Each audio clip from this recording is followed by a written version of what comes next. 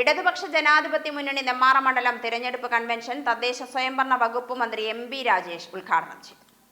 കൊല്ലങ്കോട് ഗായത്രി കല്യാണ മണ്ഡപത്തിലാണ് തിരഞ്ഞെടുപ്പ് കൺവെൻഷൻ നടന്നത്. ബി.ജെ.പിക്ക് രാഷ്ട്രീയ ലാഭമുണ്ടാക്കാനാണ് രാജ്യത്ത് വിഭജനം നടപ്പിലാക്കുന്നതെന്ന് എം.പി. രാജേഷ് ഉദ്ഘാടന പ്രസംഗത്തിൽ പറഞ്ഞു. ഭൂരിപക്ഷ വോട്ടുകൾ വർഗീയത ആളിക്കത്തിച്ചുകൊണ്ട് നേടുകയാണ് പൗരത്വ ഭേദഗതി നിയമത്തിലൂടെ കേന്ദ്ര സർക്കാർ ലക്ഷ്യമിടുന്നത്.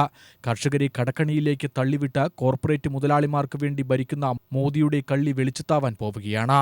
സംസ്ഥാനത്ത് കോൺഗ്രസും ബി.ജെ.പിയും സഖ്യമായാണ് തിരഞ്ഞെടുപ്പിനെ നേരിടുന്നതെന്നും മന്ത്രി പറഞ്ഞു. കേരളത്തിലെ കോൺഗ്രസ്സുകാർ വിചാരിച്ചിരുന്നത് എന്താ അറിയും, നമ്മളും കുറച്ചൊക്കെ വിചാരിച്ചു ഇതൊരു ഉത്തരേന്ത്യൻ പ്രതിഭാസമാണ്, ഇവിടെ ഉണ്ടാവില്ല കേട്ടോ. അപ്പോഴാണ് ആന്റണിയുടെ മകൻ ബി.ജെ.പി പോയി ചേരുന്നത് അല്ലേ. ആന്റണിയുടെ മകൻ കോൺഗ്രസിൽ പണ്ടേ ആന്റണിയും കരുണാകരൻ ഗ്രൂപ്പാണ്, തർക്കമാണ്. അങ്ങനെ വിട്ടാൻ പറ്റില്ലല്ലോ. അങ്ങനെ ആന്റണിയുടെ മകൻ പോയാൽ പിന്നെ ആന്റണി ഗ്രൂപ്പ് മാത്രം മതിയോ ബി.ജെ.പിയില്? അപ്പൊ കരുണാകരന്റെ മകളും പോയി ഇല്ലേ. കഴിഞ്ഞ ദിവസം ഒരു തർജ്ജമ, ഗംഭീരമായൊരു തർജ്ജമ, അതിന്റെ വീഡിയോ കണ്ടു.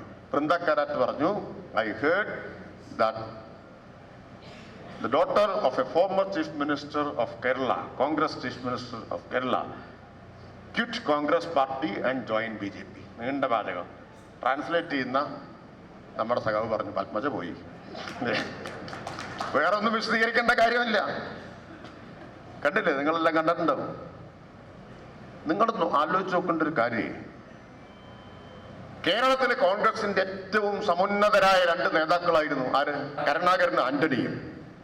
കരുണാകരന്റെ മകള് ആന്റണിയുടെ മകൻ എന്നൊക്കെ പറഞ്ഞ ഈ ചോറൂണ് മുതൽ കോൺഗ്രസിന്റെ ചെലവിൽ ചോറുണ്ട് വളർന്നവരാ അല്ലേ. ആദ്യം ചോറൂണ് ഇങ്ങനെ ചെറിയ തേച്ചു കൊടുക്കുമല്ലോ, അത് മുതൽ കോൺഗ്രസിന്റെ ചെലവിൽ ചോറുണ്ട് വളർന്നവരാ. അവർക്കൊരു മനസാക്ഷിക്കുത്തുമില്ലാതെ ബി.ജെ.പിയിലേക്ക് അങ്ങ് പോയി താമര ചിഹ്നമുള്ള ഷാള് കഴുത്തിലിട്ട് ഒരു ചളുപ്പുമില്ലാതെ നടക്കാമെങ്കിൽ പിന്നെ ഏത് കോൺഗ്രസ്സുകാരനെ പോകാൻ പാടില്ലാത്തത്? ഇപ്പൊ എന്തൊക്കെ ന്യായീകരണമാണ്. ഇപ്പൊ ഒരു കോൺഗ്രസ് നേതാവ് പറഞ്ഞു കേട്ടു, ഇത് ഞങ്ങൾക്ക് പണ്ടേ അറിയായിരുന്നു പത്മജ പോകുന്നു, അതുകൊണ്ടാണ് കരുണാകരൻ പത്മജ എന്ന് പേരിട്ടത്. പത്മം എന്ന് പറഞ്ഞാൽ താമര എന്നാണല്ലോ അർത്ഥം. ഇതിൽ ഞങ്ങൾക്ക് വലിയ പുതുമയൊന്നുമില്ല, പണ്ടേ അറിയാമായിരുന്നു. ഇങ്ങനെ ഓരോ വഷളൻ ന്യായങ്ങൾ പറഞ്ഞ് പിടിച്ചു നിൽക്കാൻ ശ്രമിക്കുകയാണ്.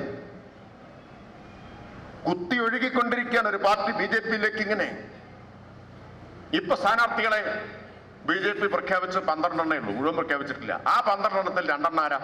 കോൺഗ്രസ് ആണ്. കഴിഞ്ഞ നിയമസഭാ തെരഞ്ഞെടുപ്പിൽ സഖാവ് പിണറായി വിജയനെതിരെ ധർമ്മടത്ത് കൈപ്പത്തിയിൽ വോട്ട് ചോദിച്ച DCC general secretary C. Raghunath, പിണറായിക്കെതിരെ എന്നൊക്കെ പറഞ്ഞ കരുത്തനെയുള്ളൂ നിർത്തുക, അങ്ങനെ നിർത്തിയ കൈപ്പത്തിയിൽ വോട്ട് ചോദിച്ച രഘുനാഥ് ഇന്നലെ ഞാൻ കണ്ണൂരിൽ പോയി കണ്ടു, താമരയിൽ വോട്ട് വെച്ചുകൊണ്ടിരിക്കുക. CPI മണ്ഡലം സെക്രട്ടറി വി. കൃഷ്ണൻകുട്ടി അധ്യക്ഷനായി. CPM ജില്ലാ സെക്രട്ടേറിയറ്റ് അംഗം V. Chenthamarakshan, K. Babu MLA, CPI സംസ്ഥാന കമ്മിറ്റി അംഗം സിദ്ധാർത്ഥൻ, JDS ജില്ലാ പ്രസിഡന്റ് KR ഗോപിനാഥ്, ജില്ലാ സെക്രട്ടറി തോമസ് ജോൺ, ജനാധിപത്യ കേരള കോൺഗ്രസ് ജില്ലാ president Joy Kakkanadan, KS Rajagopalan, Ramadas, R. Chinnakuttan, മറ്റ് നേതാക്കൾ പങ്കെടുത്തു. CPM area secretary K. Preman സ്വാഗതം പറഞ്ഞു. UTV news, Palakkad.